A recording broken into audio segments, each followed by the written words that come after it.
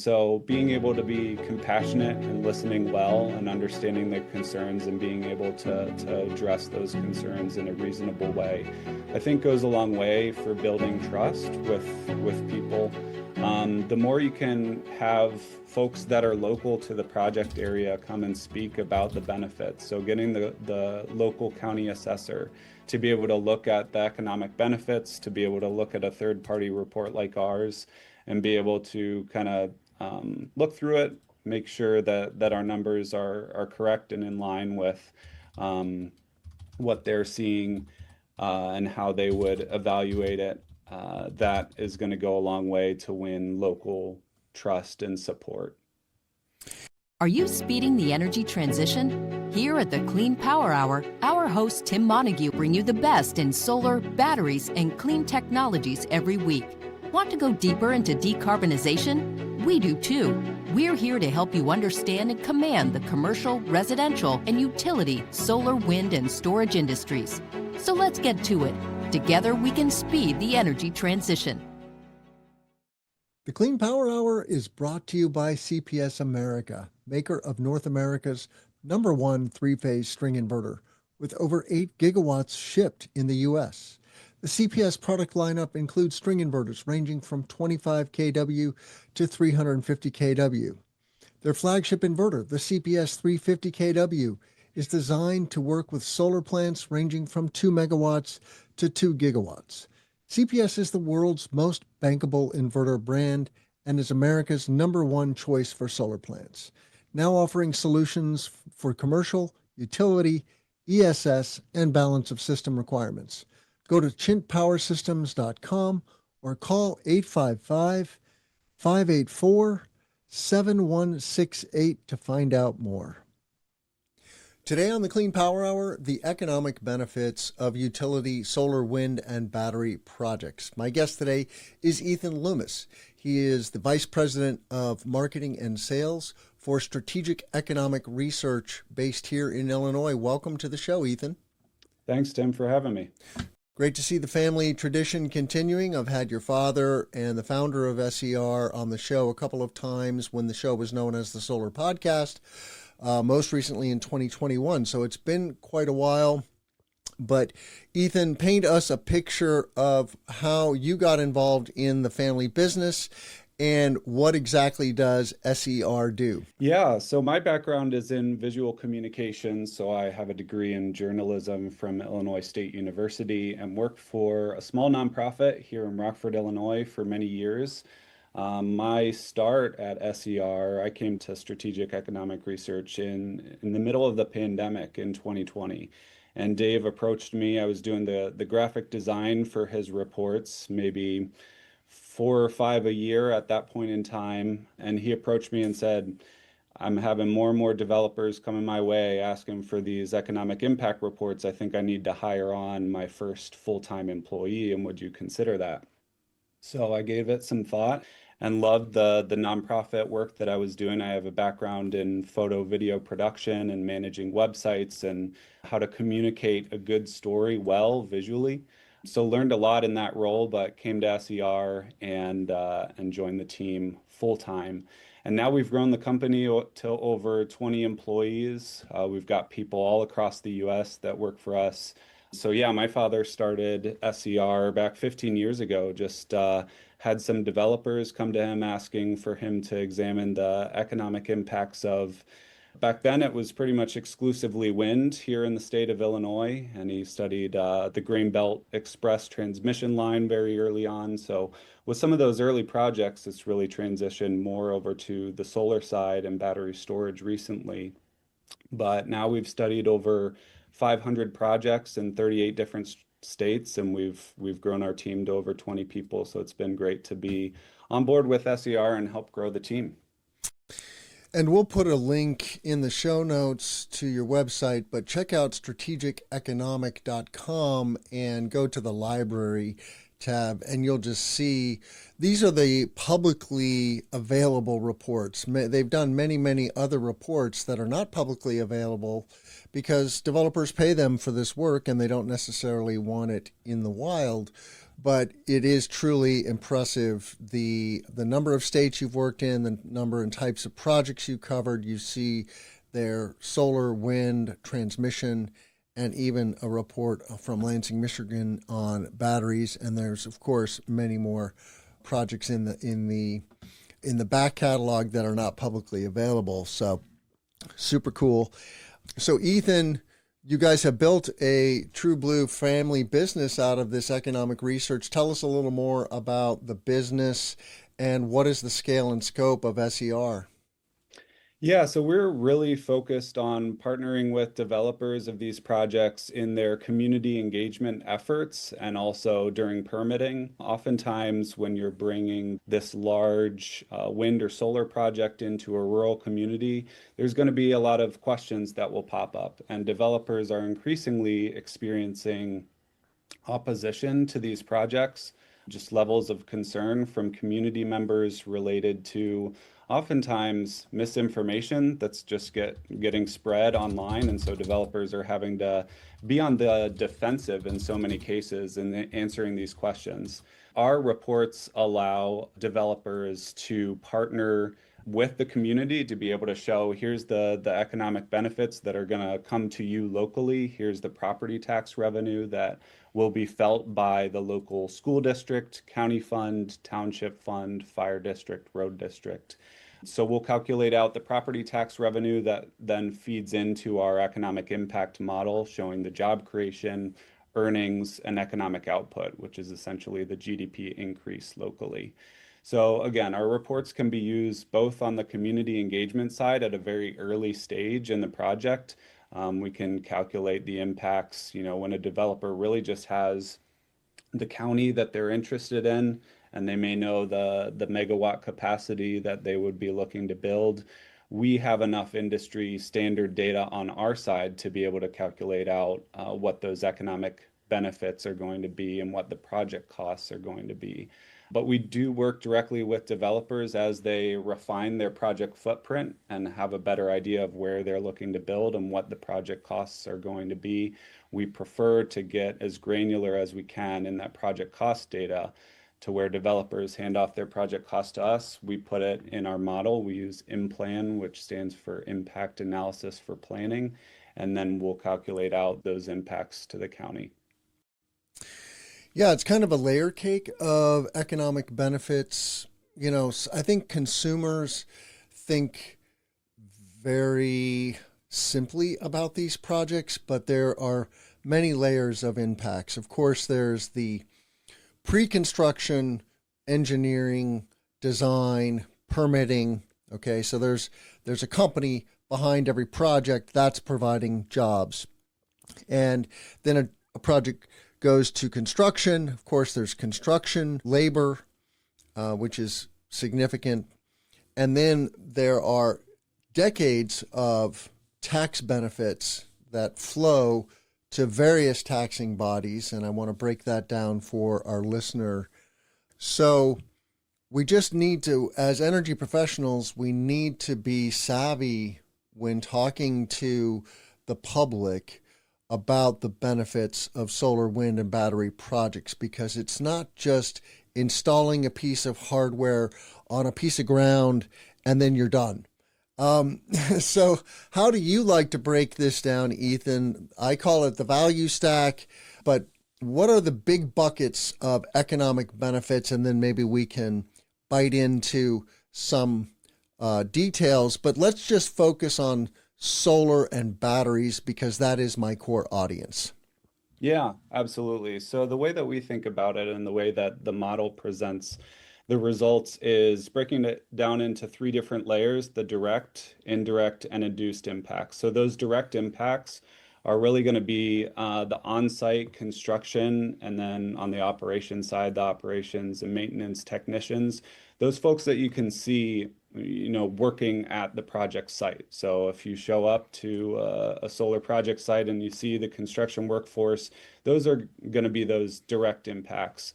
But then oftentimes what we see is developers communicating those direct impacts, but they fail to include the indirect and induced impacts as well. And that's where our model can really come in handy for developers. So the indirect impacts are looking at those supply chain impacts.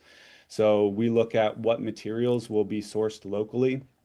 For wind projects, we're looking at the rebar and cement and any other type of materials that are used in those foundations that would typically be sourced within the county or very close by, because the cost of transporting those goods and materials is going to become exponentially higher as you're looking outside the project radius. So on the solar side, again, it's materials for road repairs. It's fencing that's used to be able to include in that process. Those are the indirect supply chain impacts. And then induced impacts would be just increased local spending when you're bringing sometimes 400 or 500 construction workers into a local county. What hotels will benefit? What gas stations, what grocery stores, what other local restaurants and businesses will benefit as a result of that construction workforce, and then those technicians for the life of the project staying in the local area. So that's kind of the value stack that you described of the job creation. And then again, the property tax revenue, for these projects, especially in Illinois, for the schools, they're typically receiving about 65% of that property tax revenue. And so they are going to benefit tremendously from these projects coming into a rural area. Yeah, we need to remember that rural areas in the United States are hurting. Not everything is hunky-dory. The population is diminishing. Young people are going to the urban centers. And while farming is still lucrative, farming cash crops, let's just think of the Midwest where, it's corn and bean farming. That is a lucrative business, but it is largely automated. And so you don't need a big workforce to run that operation. But literally, farming communities are struggling. And so clean energy projects are somewhat of a lifeline. They're an additional source of revenue that, you're converting some percent of corn and bean farming. In the case of solar, some acreage. In Champaign County right now, there is a 170 megawatt solar farm being built. And this county has 640,000 acres, and some 1,500 acres are going to be converted to a solar farm. I think it's actually only half of that. The project is 1,500 acres, and some fraction are getting converted. But so there are some trade-offs, right? We are losing some farm ground to solar. The biggest threat to farm ground, is urban sprawl, bar none.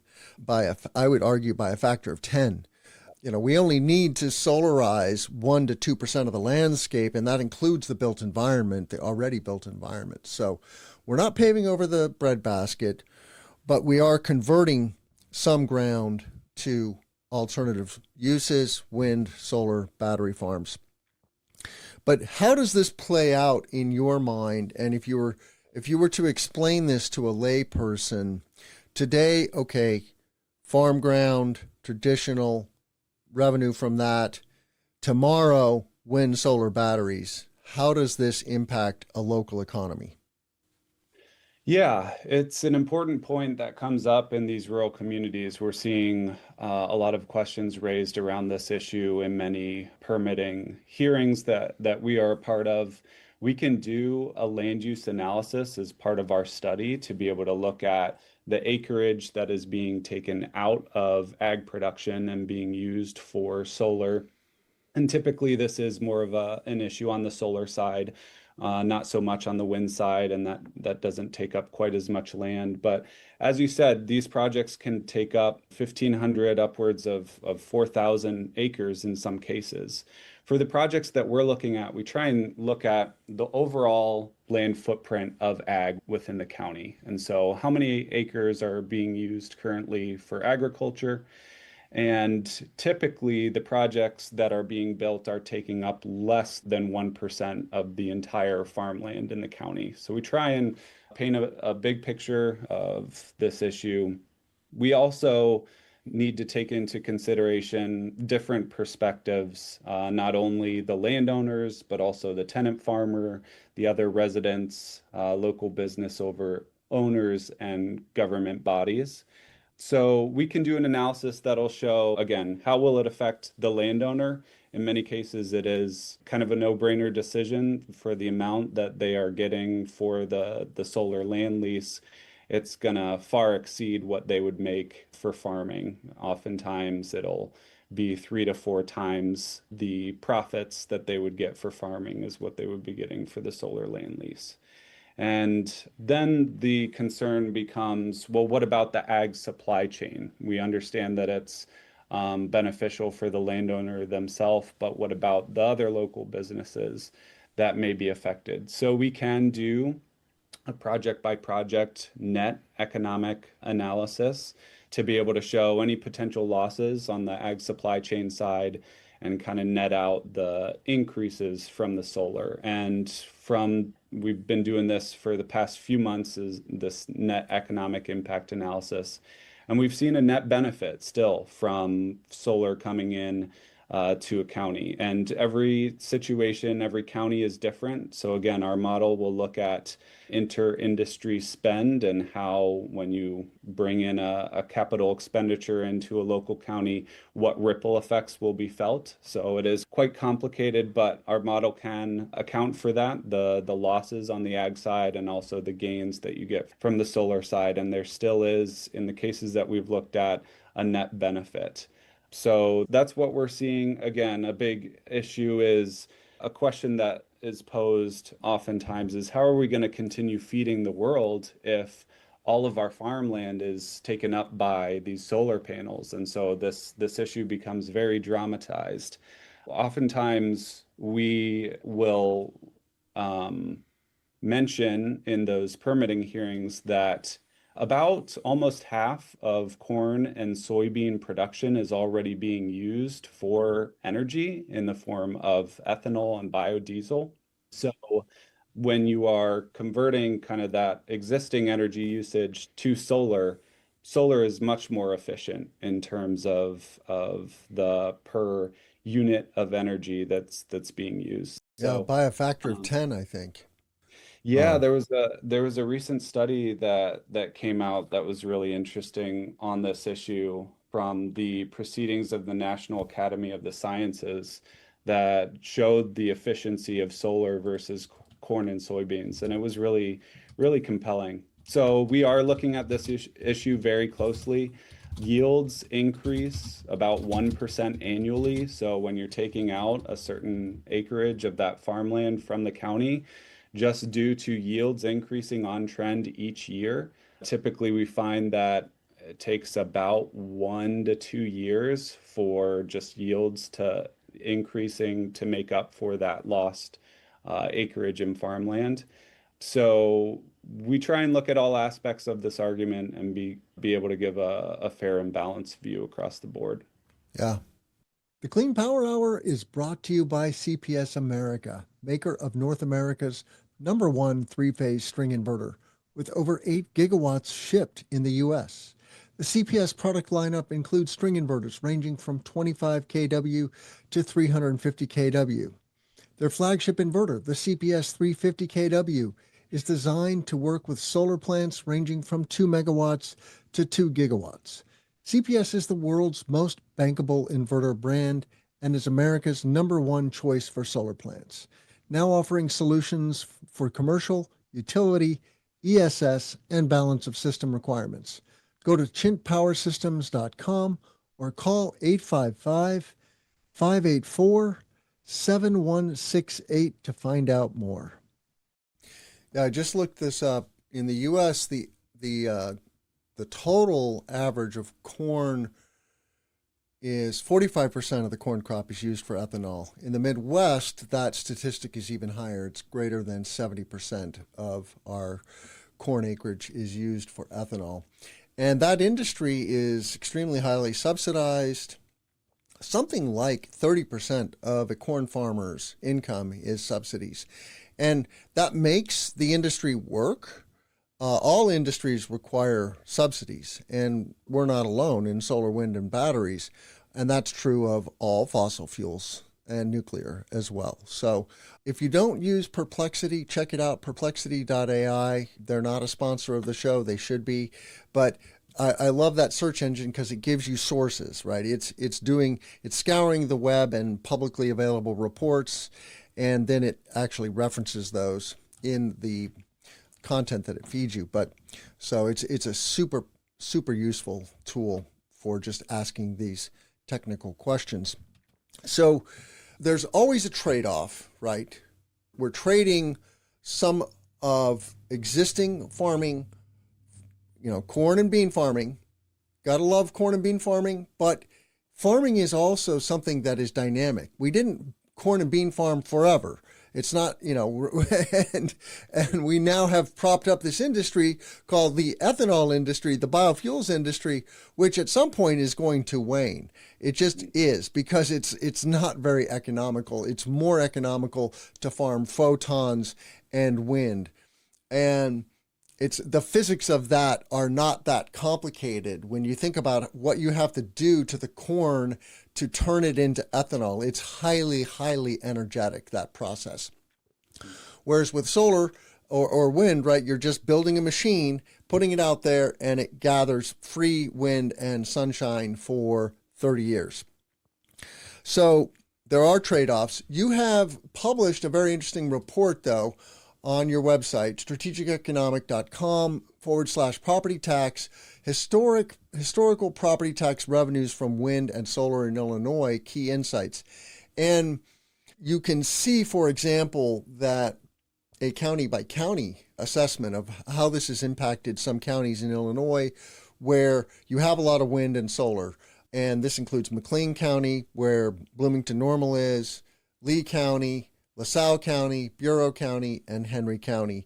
But when you think about this, Ethan, pros versus cons economically for rural communities and these Midwest farming communities, what is the net benefit economically from a property tax perspective to those communities? Yeah, when you're bringing in a project of this size, it's going to create enormous benefits on the property tax side. As you mentioned, we did a historical property tax revenue report looking at the state of Illinois for all the wind and solar projects that have been built in the state. And we were able to find that the grand total amount of property tax revenue that's been generated for the state of Illinois from these projects across all counties is over $483 million. And again, a majority of that tax revenue is going to the local school districts. The thing about these projects is that as opposed to urban sprawl, as you mentioned, when a solar project is coming in, it's increasing the tax base, but it's not increasing the population to a great degree. So you're not needing to use those services to the degree that you might with urban sprawl. So you're bringing in a large amount of property tax revenue to the schools, to the road district, to the county fund, township, fire district, library, hospitals. But essentially, you're not needing any more out of those services. And so this is, again, a big benefit to rural communities where they may not have a whole lot going on. And so it may, in some cases, double their budget for the year with a project of this size, if it's a very small county population-wise. So this is something that folks are really interested in. People want to know what's the slice of the pie that would translate to economic benefits to me, the resident locally. Yeah, when you really start to look at these numbers, you go, wow, this is really good for rural communities. $484 million. Over what period of time was this study done? I don't see that. So we looked at some of the earliest projects that were installed. So that would have been in 2003, 2004, some of those early projects, as you stated, in Lee and McLean County. Hmm. And so those are the top counties, looking at table 3 on page 4. McLean County alone has received over $78 million from wind and solar projects in their county. And that's because they got in very early, right? If you look at the last table, table 5, you can see McLean County, their school district, starting to benefit in 2007. So some of those earliest projects that were built, and you're just stacking that property tax revenue year over year to create that cumulative effect. Yeah, the school districts are benefiting from this property tax revenue the most.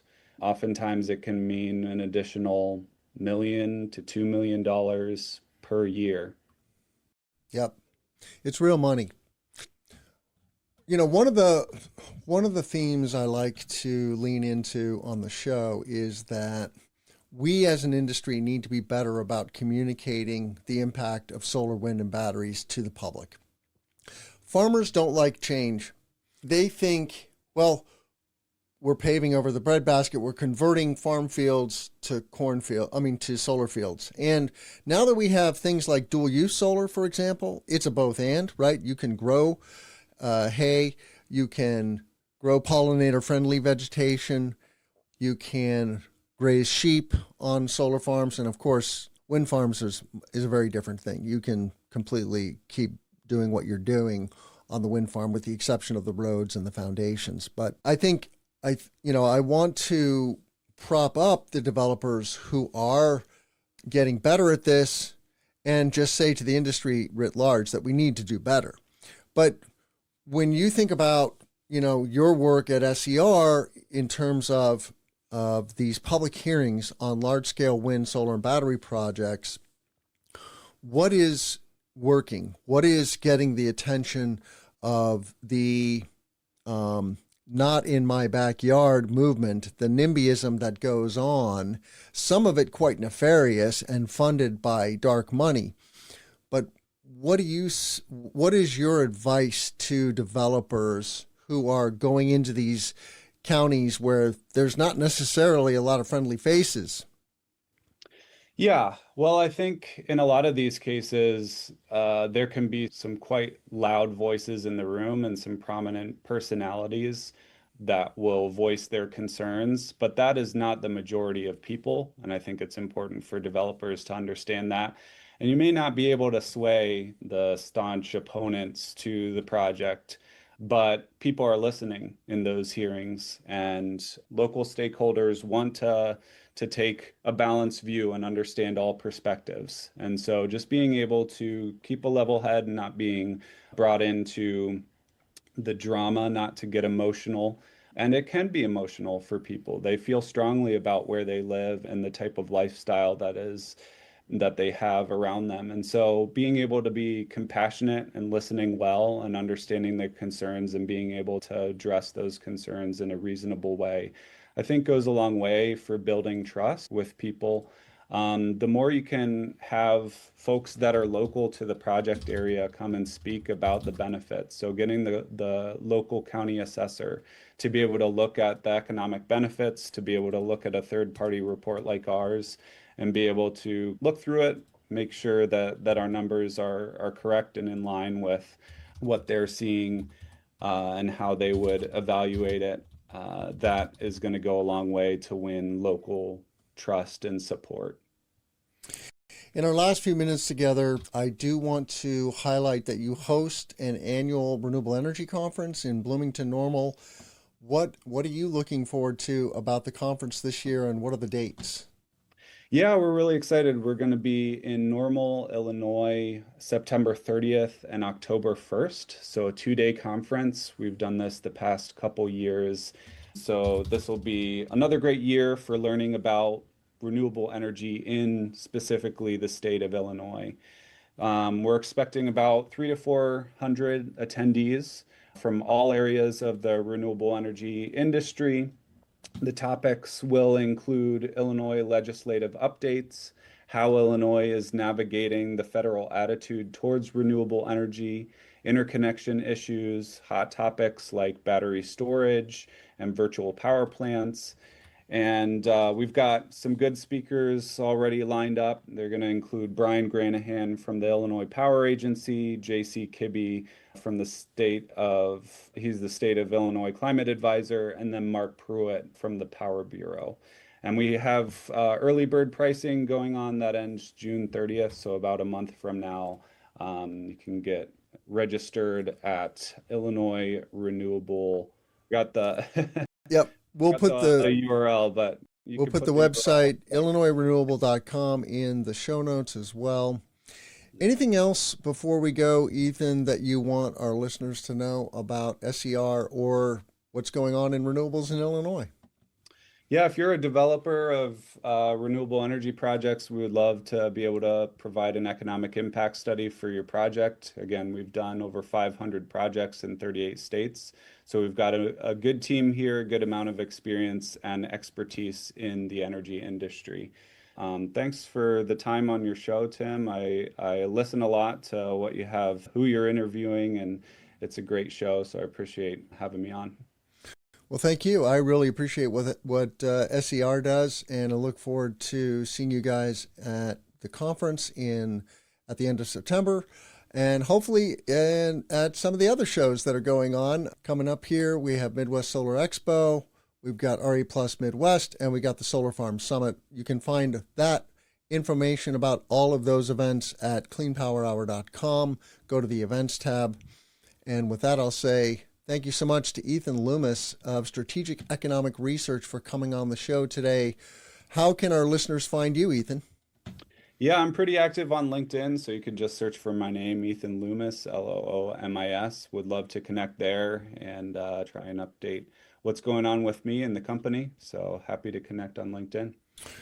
Great. With that, I will say, let's grow solar and storage. Thanks so much. The Clean Power Hour is brought to you by CPS America, maker of North America's #1 three-phase string inverter, with over 8 gigawatts shipped in the U.S. The CPS product lineup includes string inverters ranging from 25 kW to 350 kW.